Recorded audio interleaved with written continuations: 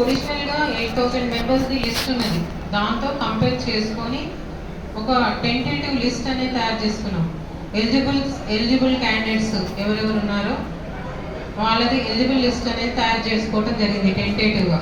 అయితే ఇంతకుముందు మేము మీటింగ్కి పిలిచినప్పుడు కొంతమంది ఫొటోస్ ఇచ్చారు, కొంతమంది ఇవ్వలేదు. సో మాకు షార్ట్ ఫాల్ అనేది ఏమి జరిగిందంటే, ఈ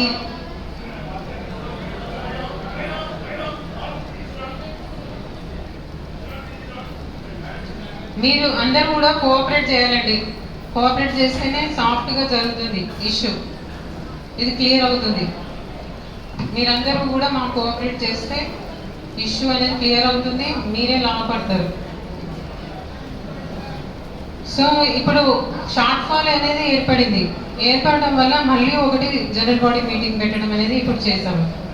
ఇవి షార్ట్ ఫాల్ ఏం జరిగిందంటే, ఫొటోస్ అన్ని రాలేదు.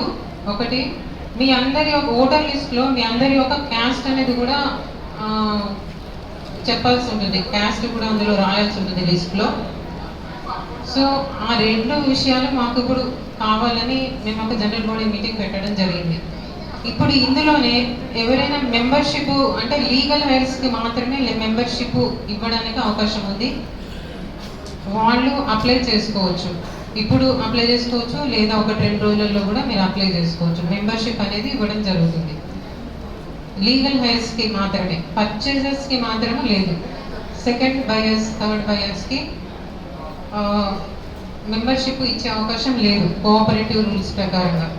రెండోది, లీగల్ హైర్స్కి మాత్రం మెంబర్షిప్ ఇవ్వడం జరుగుతుంది. నెక్స్ట్ ఇంకోటి ఏంటంటే, ఓటింగ్ అనేది ఒరిజినల్ బయర్స్కి మాత్రమే ఓటింగ్ అండ్ నామినేషన్ అనే ఫెసిలిటీ ఉన్నది, ఎలిజిబిలిటీ ఉన్నది. లీగల్ హైర్స్కి ఓటింగ్ ఎలిజిబిలిటీ లేదు యాజ్ పర్ రూల్స్. ఇది మీకు చెప్పడం జరుగుతున్నది. సో అందరూ కూడా మీ యొక్క ఫొటోస్ ఇవ్వండి. మేము మెసేజ్లో కూడా మీకు చెప్పడం జరిగింది, లెటర్ ద్వారా కూడా మీకు చెప్పాము, ఫొటోస్ కూడా తీసుకొని రండి అని చెప్పాము. సో మీ క్యాస్ట్ అనేది కూడా మాకు చెప్పండి. సర్టిఫికేట్స్ ఉన్న వాళ్ళు సర్టిఫికేట్ ప్రొడ్యూస్ చేయండి, లేని వాళ్ళు అయినా సరే మీ క్యాస్ట్ను మాకు చెప్పి నోట్ చేయించండి, మా లిస్ట్లో నోట్ చేయించుకోండి. మీకు ఏమైనా డౌట్స్ ఉంటే మాట్లాడండి, క్లియర్ చేస్తాం.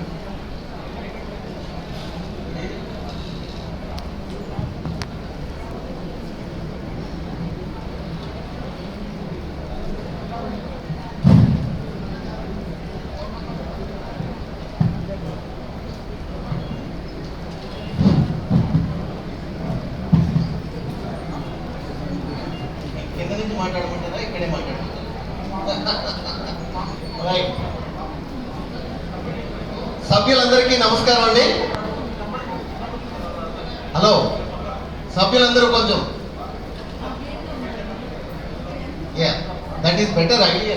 Madam has to take a decision about this because it is interrupting our meeting proceedings.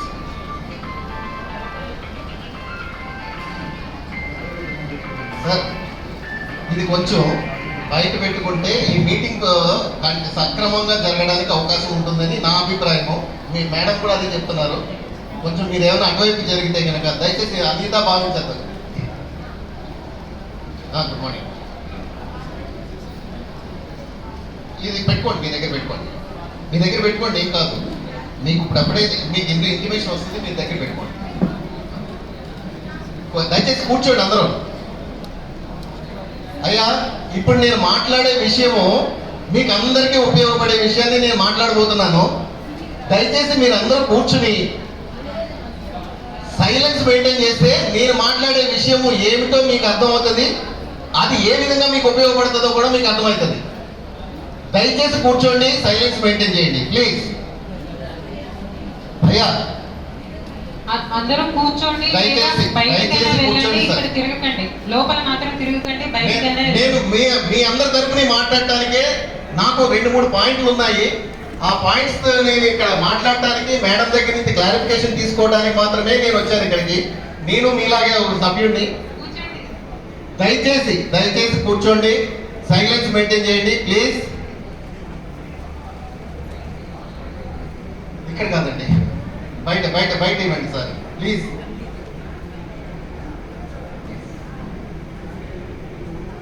ఇప్పుడు నేను మేడం గారు ఇప్పుడు చెప్పడం జరిగింది ఏంటంటే, ప్రైమరీ మెంబర్స్ ఎవరైతే 1982లో పర్చేజ్ చేశారో వాళ్ళకి లిస్టు తయారు చేయడం జరిగింది. అది 24/4/2024లో మనం అందరము ఈ డేటా ఇవ్వడం జరిగింది. దాన్ని బేస్ చేసుకుని ఒక లిస్టు తయారు చేశాము. ఆ లిస్టు ఇక్కడ ఇప్పుడు తయారై రెడీగా ఉన్నది. దాంట్లో మీ నెంబర్లు, మీ పేర్లు ఉన్నట్లయితే కనుక ఎస్ ఆర్ నో అనే కామెంట్స్ తోటి, రిమార్క్స్ తోటి అక్కడ ఎగ్జిబిట్ చేయడం జరిగింది. అక్కడ కౌంటర్లు కూడా ఓపెన్ చేయడం జరిగింది. అయితే దాంట్లో ఎస్ అనే ఉన్న వాళ్ళు they are eligible for vote in the forthcoming association society elections. Okay, this is very clear. This is very clear. Any doubt on this? No. You have a doubt? No. That's okay. No, I will come to that, sir. I will come to that. I have a lot of ambiguity in the proceedings. Please, wait with the patience. Right? Second point. No అని రాస్తున్న సభ్యుల యొక్క పరిస్థితి ఏంటి, వాళ్ళ యొక్క భవిష్యత్తు ఏంటి అనేది ఉన్నది. వాళ్ళు ఎవరు, ఏ కేటగిరీ కింద వస్తారు అనేది ఇక్కడ మనం ఒక్కసారి క్లారిటీ తీసుకోవాలి. ఏంటి అంటే అది నో అని రాసిన వాళ్ళు ఎవరెవరై ఉండొచ్చు, లీగల్ హైర్స్ అయి ఉండొచ్చు. మోస్ట్లీ 95% లీగల్ హైర్స్ అయి ఉండొచ్చు. వాళ్ళ పరిస్థితిని నేను కూడా దాంట్లో ఒక సభ్యుడిని. మా మదర్ పేరు మీద అప్పట్లో 1982లో ఆస్తి కొనడం జరిగింది. ఇప్పుడు ఆమె లేదు. అప్పటి నుంచి ఇప్పటి వరకు కూడా ఈ industrial employees cooperative house building society limited పనులు కూడా అనేది ఇనాక్టివ్ లో ఉంది. ఈ సందర్భంలో ఇనాక్టివ్ గా ఉన్న సందర్భంలో మా మదర్ చనిపోయిందని కానీ, నేను ఆమెకు వారసుడని కానీ చెప్పడానికి నాకు ఎక్కడ అవకాశం అనేది దొరకని సందర్భంలో ఇప్పుడు ఈ అసోసియేషన్ యాక్టివేషన్ చేసినది ఒక 2 నెలల క్రితం. ఈ 2 నెలల క్రితంలో యాక్టివేట్ అయిన తర్వాత నేను వచ్చాను, నా యొక్క డాక్యుమెంట్ సబ్మిట్ చేశాను, నా యొక్క సభ్యత్వాన్ని నేను నిరూపించుకున్నాను. అయితే మా మదర్ లేరు. నేను ఇప్పుడు మా మదర్ తీసుకొచ్చి ఇక్కడ ఓటింగ్ లో పాల్గొనడం చెప్పలేదు కదా. ఎవరైనా చెప్పగలరండి? Those who have passed away they cannot come and vote it and they can go back, no?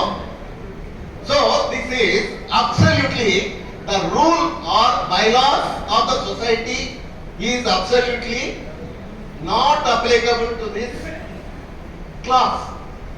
ఇప్పుడు మనము లీగల్ హైర్స్ కి ఇక్కడ ఓటు హక్కు అనేది డినై చేయడం అనేది ఇది అబ్సల్యూట్లీ ఫండమెంటల్ రైట్ ని ఇనిబిట్ చేయటమే అనేది నా భావన. మీరందరూ దీంతో ఏకేపిస్తున్నారా లేదా? Yes, right madam. దీని సందర్భంలో, ఈ నేపథ్యంలో నేను మేడం అడిగేది, కోఆపరేటివ్ రిజిస్ట్రార్ గారిని అడిగేది ఒకటి. సొసైటీస్ యాక్ట్ లో ఏ క్లాజ్ ప్రకారము ఉంది అంటే ఆయన ఇందాక నాతో చెప్పడం జరిగింది, సెక్షన్ 18 ఆఫ్ సొసైటీస్ యాక్ట్ అని చెప్పారు. చెప్పిన దాని ప్రకారము నాకైతే ఈ సందర్భానికి నేను ఇప్పుడు మీకు వివరించినటువంటి సందర్భానికి అప్లికబిలిటీ కాదు అని నా అటెన్షన్. కాబట్టి దాని గురించి కొంత క్లారిటీ ఇవ్వాల్సిన బాధ్యత మన రిజిస్ట్రార్ గారికి ఉన్నదని చెప్పేసి నేను భావిస్తున్నాను. 2, సెకండ్ పర్చేజర్ సబ్సిక్వెంట్ బయర్స్ కి దానికన్నా ముందు చిన్నది క్లారిఫికేషన్, లీగల్ హైర్స్ గురించే మాట్లాడతాను. లీగల్ హైర్స్ కి మేడం చెప్పిన దాని ప్రకారం 1 ఇయర్ తర్వాత ఓట్ హక్కు వస్తుంది, వాళ్ళు చేయొచ్చు అని అన్నారు. 1 ఇయర్ క్రితము నేను ఇన్వాల్వ్ చేయాలని అనుకున్నాను నా గుడ్ ఇంటెన్షన్ తోటి. కానీ అప్పటికి అసోసియేషన్ లేదు. మా మదర్ చనిపోయింది కాబట్టి నాకు ఓట్ ఆఫ్ ఇవ్వండి అని చెప్పి నేను అసోసియేషన్కి సొసైటీకి నేను చెప్పదలుచుకున్నాను. కానీ ఆ టైంలో లేనప్పుడు how they can deny my right అనేది నా క్వశ్చన్ అండి. ఇక్కడ డెఫినేషన్ అనేది క్లియర్ గా మనము అవగాహన చేసుకుని అర్థం చేసుకుని తర్వాత మాత్రమే దీన్ని ఫైనలైజ్ చేయమని చెప్పేసి మీ అందరి తరపున నా తరపున నేను డిఆర్ఓ గారిని కోఆపరేటివ్ రిజిస్ట్రార్ గారిని అడగడం జరుగుతుంది. తర్వాత సబ్సిక్వెంట్ బయర్స్ అంటారా, it is very clear. Membership తీసుకున్న తర్వాత 1 year వరకు ఉండదు అనేది వాస్తవమే. కానీ నేననేది ఇది లీగల్ హెల్త్ విషయంలో వాస్తవం కాదు అని అంటున్నాను. ఎందుకు అంటే దానికి సబ్స్టాన్షియల్ గ్రౌండ్స్ ఉన్నాయి నా దగ్గర. ఏంటంటే మా మదరు కొన్నారు ప్రాపర్టీని, మా మదర్ చేసిన అప్పులకి, తప్పులకి, ఒప్పులకి నేను బాధ్యత. రేపొద్దున మా మదర్ ఒక ₹1 కోటి అప్పు చేసింది. నా దగ్గరికి వచ్చి, మా మదర్ చనిపోయిన తర్వాత నా దగ్గరికి వచ్చి ₹1 కోటి అప్పు మీరు కట్టండి అని నన్ను అడుగుతారు అనుకోండి. 1 year వరకు నాకు సంబంధం లేదని చెప్తే వెళ్ళిపోతారా వాళ్ళు? వెళ్ళిపోతారండి? వెళ్ళరు కదా. ఆ తప్పు చేసిందండి. తప్పు చేస్తే ఆ తప్పు కూడా బాధ్యుడి నేనే. 1 year వరకు నేను వెయిట్ చేయాల్సిన అవసరం ఏముందండి? సో ఈ విషయంలో సబ్సిక్వెంట్ బయర్ విషయంలో మాత్రము ఆ యాక్ట్ అప్లికబుల్, నేను కాదట్లేదు. సెకండ్ బయర్ అయితేనేమి, థర్డ్ బయర్, సబ్సిక్వెంట్ బయర్స్ అంటున్నాను నేను, ఒక common word. But it is the act is applicable. But legal health విషయంలో మాత్రం it is not applicable. This is very clear. Thank you very much.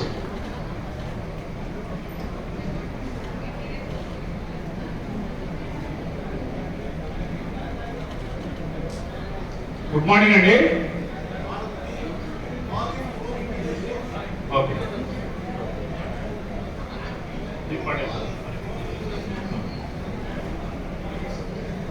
ఒక నిమిషం వినండి.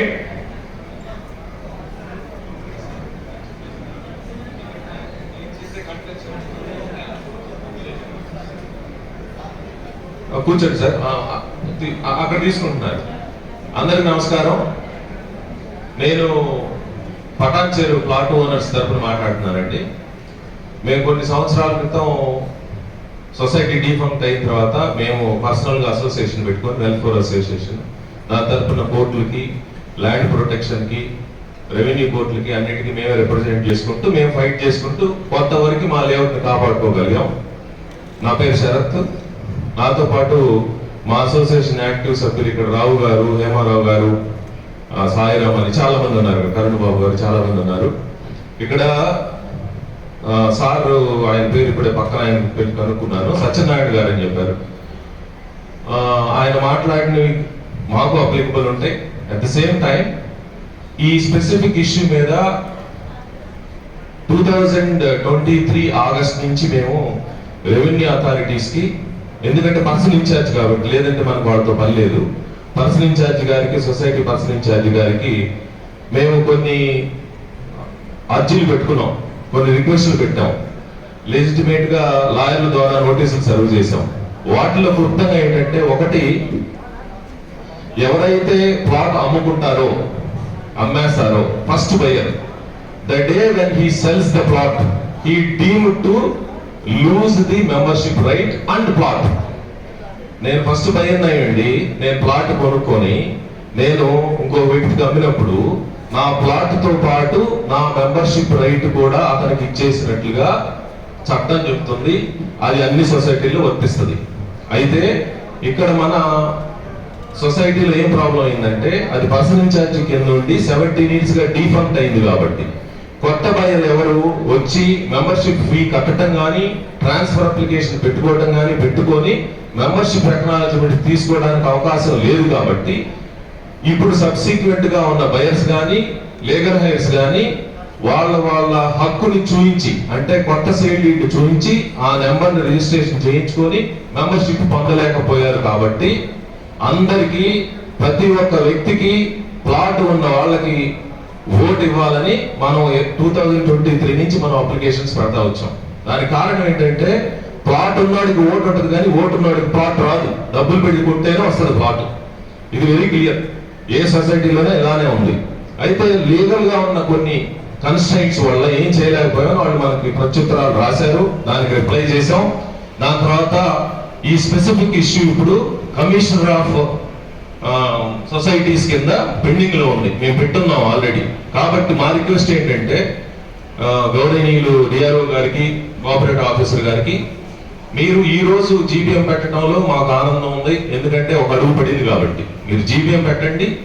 దీనికి సంబంధించిన డెసిషన్ మాత్రం కమిషనర్ గారి డెసిషన్ తీసుకున్న తర్వాత సబ్సిక్వెంట్ బయర్స్ కి ఏలాగా ఓటు వస్తుంది అనేది మీరు డిసైడ్ చేసిన తర్వాత, చట్ట ప్రకారం 1 year వెయిటింగ్ పీరియడ్ ఉందనేది నాకు తెలుసు. 1 year వెయిటింగ్ పీరియడ్ ఉన్నట్లయితే 1 year బ్యాక్ ప్లాట్ కొని రిజిస్ట్రేషన్ అయిపోయిన ప్రతి వ్యక్తికి problem person incharge defunct society వల్ల వచ్చింది కాబట్టి, కొనుక్కున్న సభ్యుల వల్ల కాదు కాబట్టి 1 year బ్యాక్ వరకు ఎవరి పేరు మీద అయితే సేల్ డీడ్ రిజిస్టర్ అయ్యి వాళ్ళు ప్లాట్ ఓనర్ గా రిజిస్ట్రేషన్ యాక్ట్ ప్రకారం హక్కుదారుడు అయి ఉంటారో వాళ్ళ ప్రతి వ్యక్తికి ఓటు కల్పించిన తర్వాత మాత్రమే ఈ ఎలక్షన్ పెట్టాలి. ఎందుకంటే అనర్హులు, హక్కు లేని వాళ్ళు లేదా ప్రభుత్వ భూమిలో ప్లాట్ పోయిన వాళ్ళు, వాళ్ళతో ఫైట్ సపరేట్ చేద్దాం, కోర్టులో చేద్దాం. వాళ్ళు ప్రైవేట్ భూముల్లో ఉన్న వ్యక్తుల్ని, చట్ట ప్రకారం ప్లాట్ లెజిటిమేట్ గా ఉన్న వ్యక్తుల్ని, పొలాల్లో లేదా చెరువుల్లో కాలువల్లో ఉన్న ప్లాట్లు లేని వ్యక్తుల్ని వాళ్ళని ఇబ్బంది పెట్టడం సబబు కాదని నా మనవి. కాబట్టి మీరు దయచేసి ఈ ప్రొసీడింగ్స్ ని, ఈ జీబీఎం మీటింగ్ ని, ఏదైనా ఓటింగ్ జరిగినా ఏదైనా డెసిషన్ తీసుకునే విషయం కానీ ఉంటే మీరు దయచేసి కమిషనర్ గారి డెసిషన్ వచ్చే వరకు, కోర్టు తీర్పు బయటకు వచ్చే వరకు మీరు పోస్ట్ పోన్ చేసి ఒక డేట్ ఫిక్స్ చేసి 4000 మందిలో ఎంతమంది రావడం చాలా బాధాకరమైన విషయం. కారణం ఏంటంటే వర్షాలు పడి 2 పోస్ట్ పోన్ కాదండి. మీరేనండి పూర్తిగానండి, డెసిషన్ మేకర్ నేను కాదు. మీరేనండి, మీరు కూర్చోండి, మీరు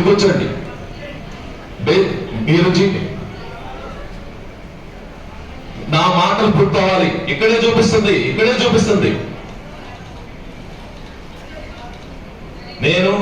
నేను పర్సన్ ఇన్ఛార్జ్ కాదు, నేను డిఆర్ఓ గారు కాదు. నా 450 మంది 500 మంది తరఫున జనరల్ సెక్రటరీగా మాట్లాడాల్సిన బాధ్యత నాది. మీరు నా మీద చించుకుంటే ఏమి రాదు. దయచేసి ఉండండి. It doesn't matter, I need to talk, right? It doesn't matter. Wait, do not disturb people. ఆయన మాట్లాడే ఎవరైనా డిస్టర్బ్ చేశారా? చేయలేదు కదా. పాయింట్లే చెప్తున్నా, నేను పాయింట్లే చెప్తున్నా. మీటింగ్ లేదు, పాయింట్లే చెప్తున్నా. మీరు కూర్చోండి. నాది అవ్వలేదు, నాది కంప్లీట్ అవ్వలేదు. కంప్లీట్ అవ్వాలా? 3 పాయింట్లు అయితే కోర్టులో మీరు సైలెంట్ గా ఉండండి. కమిషనర్ దగ్గర పెట్టిన అర్జీ కానీ, మీరు వేరే లేఅవుట్ సంబంధించిన వాళ్ళు ఎవరు పటాంచలకు సంబంధించిన వాటిలో ఇన్వాల్వ్ అవడానికి మాకు ఇష్టం లేదు.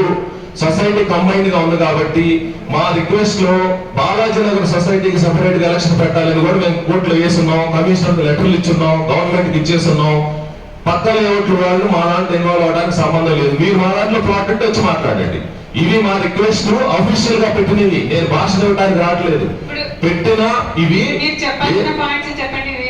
ఏదైనా ఓటింగ్ కు సంబంధించింది మీరు సొసైటీ ఎలక్షన్ పెట్టాలంటే ఈక్వల్ గా అన్ని లేఅవుట్ల నుంచి మనుషులు తీసుకొచ్చి ఎలక్షన్ పెట్టి దాన్ని అడ్హాక్ కమిటీగా ఫామ్ చేసి అందరికి ఓటుకు వచ్చిన తర్వాతనే పర్మనెంట్ సొసైటీని ఫిక్స్ చేయాలని మేము ఆల్రెడీ రిక్వెస్ట్ పెట్టున్నాం. దీన్ని కన్సిడర్ చేయాలి.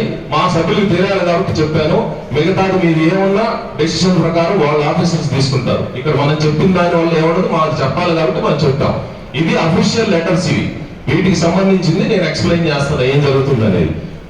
కన్క్లూజివ్ గా బాలాజీ నగర్ పటాన్చెరులో ఉన్న లేఅవుట్ కి సంబంధించి మా సొసైటీ, మా సభ్యులు మేమే ఎన్నుకుంటాం. మాకు మిగతా లేఅవుట్ లో ఉన్న లీగల్ ఇష్యూస్ తోడు కానీ సమస్యలతో కానీ మాకు సంబంధం లేదు. Thank you so much.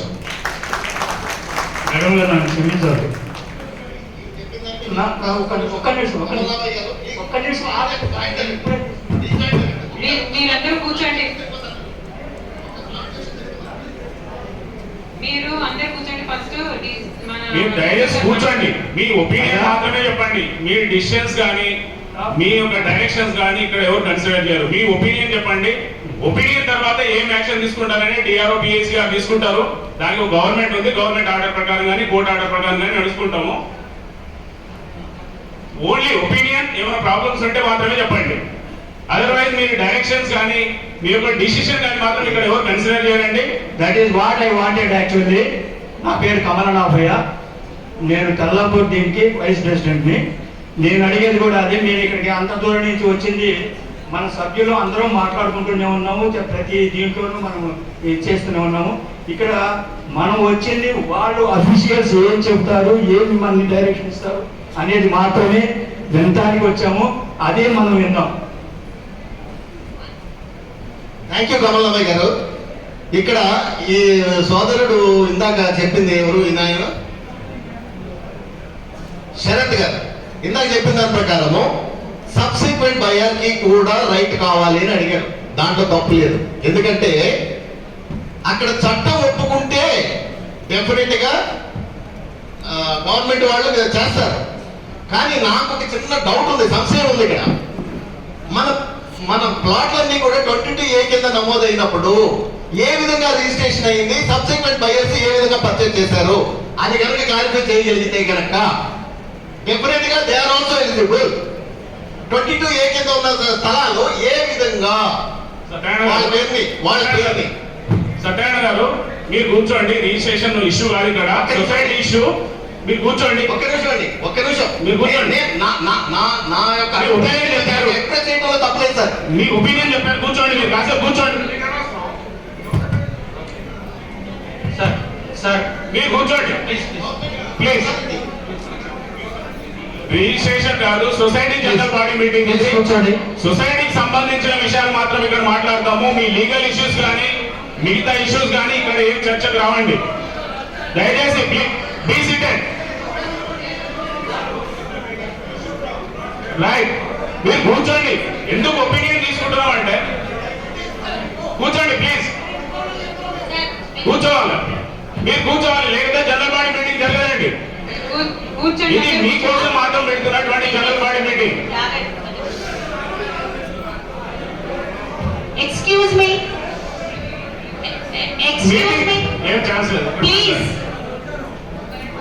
Please. మీరు కూర్చోండి. అందరూ ఎవరు ఒపీనియన్ తీసుకోము. జనరల్ బాడీలో మేము ఏం చేయాలనుకో చెప్తాం. మీరు కూర్చోండి. మీరు ఆర్గ్యుమెంట్ చేసుకుంటే కనుక సొసైటీ ఇప్పటి వరకు డిఫండ్ అయింది, యాక్టివేట్ లో తీసుకొచ్చారు. యాక్టివేట్ చేసి మీకు మేనేజింగ్ కమిటీ పెట్టాలనే ఉద్దేశంతో మాత్రమే మీటింగ్ పెట్టాము. అది మీరు అర్థం చేసుకోవాలా. మీ మధ్యలో ఉన్నటువంటి పొరపక్షాలు కానీ మీ గ్రూపులు కానీ మీ అసోసియేషన్లు ఇక్కడ కాదు. సొసైటీ అనేది single unit.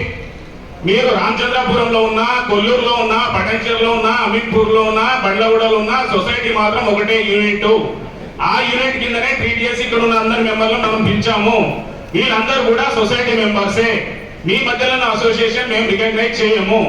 Only DRO PIC for industrial employees cooperative house building society Bandlaguda, registration number 925. Correct. మీకు దానికి సంబంధించినటువంటి అనుమానం లేదు. మీరు కూర్చోండి. మేము ఏమైనా ఉంటే సొసైటీ విషయాలు మాట్లాడతాము. దయచేసి మీరు కూర్చోండి, వినండి. మనం సొసైటీ ముందుకు ఎట్లా తీసుకోవాలనే ఉద్దేశంతో మాత్రమే మీటింగ్ పెట్టాం కాబట్టి ఆ మీటింగ్ మీరు సహకారం చేయండి. అందరికి మీరు సహకారం చేస్తే మీటింగ్ ముందుకు పోతుంది, లేకపోతే మీటింగ్ క్యాన్సిల్ అవుతుంది. రైట్, కూర్చోండి. పెద్దలందరికీ నమస్కారం అండి. కొంతమందికి నేను కొత్తగా ఉండొచ్చు. ఏబిఎన్ టీవీ వెల్ఫేర్ అసోసియేషన్ అనేది మన సొసైటీ డిఆర్ఓ కస్టడీకి వెళ్ళిపోయిన తర్వాత 96లో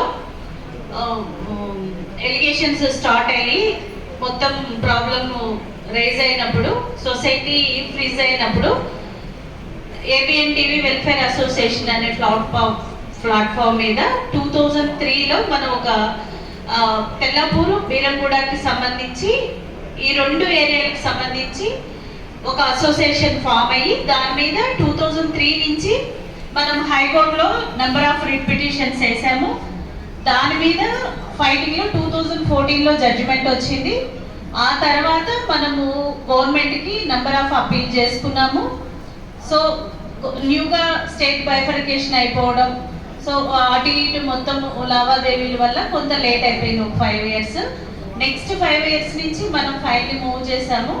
సో ఇది అతిపెద్ద ప్రాబ్లం కాబట్టి 4 లేఅవుట్స్కి సంబంధించి 1100 acres, అతిపెద్ద big 8000 change people plot owners ఉన్నారు కాబట్టి సో ఇది సొసైటీ లైవ్లోకి రావాలి, ప్లస్ సొసైటీకి ల్యాండ్ అప్పచెప్పాలనే కాన్సెప్ట్ తోటి గవర్నమెంట్ ఉన్నారు కాబట్టి ఇప్పుడు ప్రజెంట్ ఏంటంటే మనము ఈసారి 7909 ఈసారి బాలాజీ నగర్ నుంచి ఈయన ఒక అసోసియేషన్, బాలాజీ నగర్ అసోసియేషన్, మనం అందరం కామంగా ఉంటేనే మనం సక్సెస్ సాధిస్తాం.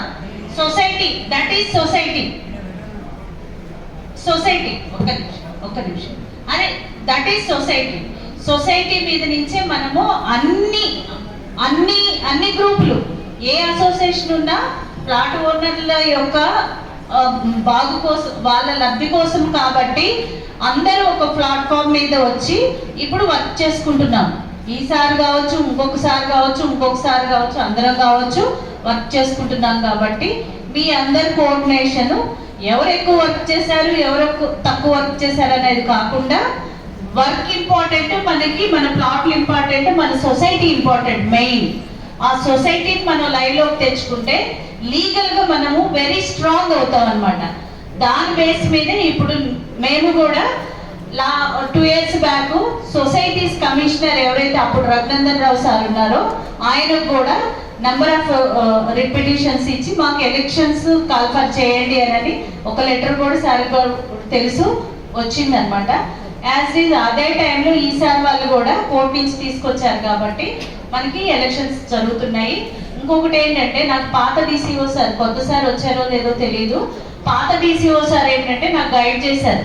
2018 యాక్ట్ ప్రకారం అమ్మ, సెకండ్ ఓనర్స్ ఎవరైతే ఉన్నారో, అంటే సొసైటీ ఫ్రీజ్ లో ఉంది, పర్సన్ ఇన్ఛార్జ్ గా డిఆర్ఓ మేడం ఉన్నారు.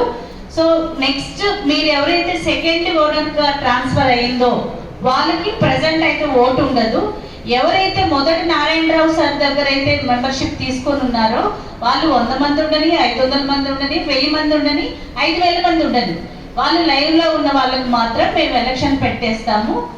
పెట్టేసిన నెక్స్ట్ 1 year కి మీరు న్యూ మెంబర్స్ కి మీరు మెంబర్షిప్ ని ట్రాన్స్ఫర్ చేయొచ్చు. అది పరిగణనలోకి తీసుకొని నెక్స్ట్ మీకు వన్స్ మీకు అప్పచెప్పేసిన తర్వాత మీ ప్రెసిడెంట్ ఇష్టం, మీ కమిటీ ఇష్టం అన్నట్టు చెప్పుకొచ్చారు. తర్వాత ఇక్కడ ఇంకొక misunderstanding, last meeting BHL meeting లో ఏం జరిగిందంటే క్యాస్ట్ తీసుకోలేదు. నేను అప్పుడు చూసే అనుకున్నాను, ఆ క్యాస్ట్ తీసుకోలేదు, అదొక్కటి మాత్రం అక్కడ ఇవ్వాలి. ఎస్టీఎస్సీలకి అయితే సర్టిఫికేట్ ఇవ్వమని అడిగారు, అదొకటి ఇచ్చేసేయండి. Next madam, last time BHL ఇచ్చిన పేపర్ స్లిప్ ఇచ్చారు కదా, ఇప్పుడు నాకు నంబర్ ఆఫ్ కంప్లైంట్స్ వస్తున్నాయి. ఆ స్లిప్ అనేది ఇక్కడ రికార్డులో లేదని అడుగుతున్నారు. అవి ఆ స్లిప్ అని ఒక్క నిమిషం, ఆ స్లిప్ మేడం వాళ్ళని అడుగుతున్నాను. అది ఎంట్రీ లేకపోతే మళ్ళీ ఎంట్రీ అనేది ఇవ్వండి దయచేసి. అది ఓకే, థ్యాంక్ యూ అండి. హలో సభ్యులకు నమస్కారము. చాలా రోజుల నుంచి వెళ్ళి మన వెంచర్, మన యొక్క నారాయణరావుది సమస్య నలుగుతున్న విషయాన్ని గమనించి నేను చాలా రోజుల నుంచి అవసరం పడి ఆఖరికి హైకోర్టుకి వెళ్ళి ఈ ఎలక్షన్స్ గురించి మా గ్రూప్ అంతా కలిసి మేము ఎలక్షన్ పెట్టడానికని హైకోర్టు నుండి స్పష్టమైన ఆదేశాలతో ఇవ్వడానికి హైకోర్టును అభ్యర్థించాము. ఒక 1 year తర్వాత మాకు ఆర్డర్స్ వచ్చాయి.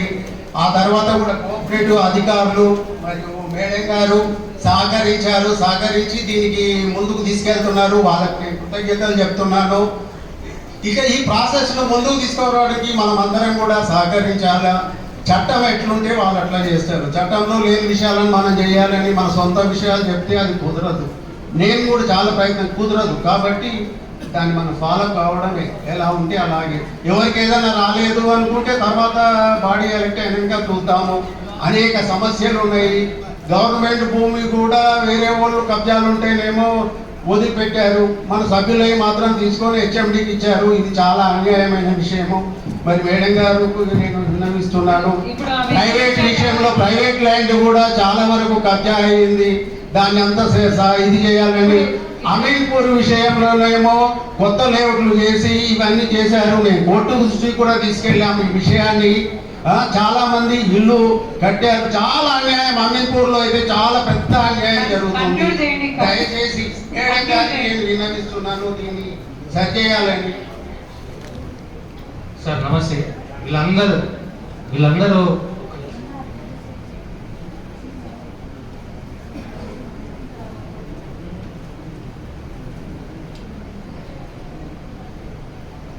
నమస్కారం అండి. వెల్కమ్ సార్ DCO గారికి, DRO గారికి.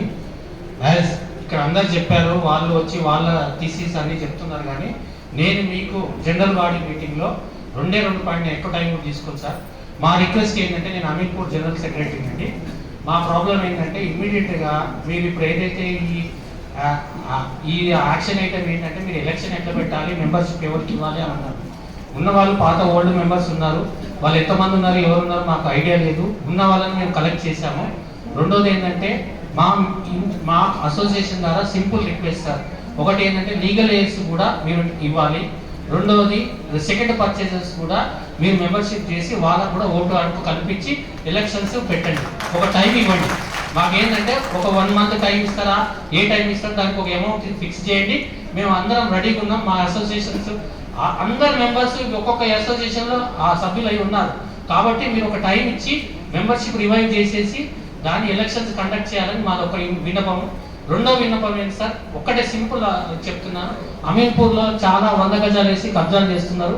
కాబట్టి మీరు కలెక్టర్ దృష్టికి తెచ్చి ఇమ్మీడియట్గా దాన్ని యాక్షన్ తీసుకోవాలని ఈ సభ్యుల ద్వారా నేను కోరుతున్నాను. నేను ఎక్కువ టైం తీసుకోను.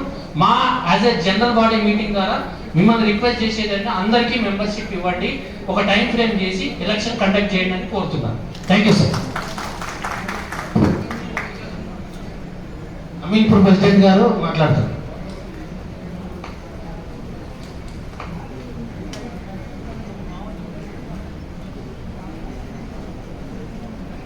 వేదికని సభాధ్యక్షుడు DRO గారు మరియు డిస్ట్రిక్ట్ కోఆపరేటివ్ ఆఫీసర్ విచ్చేసినటువంటి ప్లాట్ యజమానులందరికీ కూడా నా హృదయపూర్వక నమస్కారాలు తెలియజేస్తూ, ప్రస్తుతం అజెండాలో ఉన్నటువంటి సబ్జెక్ట్ మాత్రమే నేను మాట్లాడతాను. ఓన్లీ సభ్యత్వం గురించి మాత్రమే నేను మాట్లాడతాను.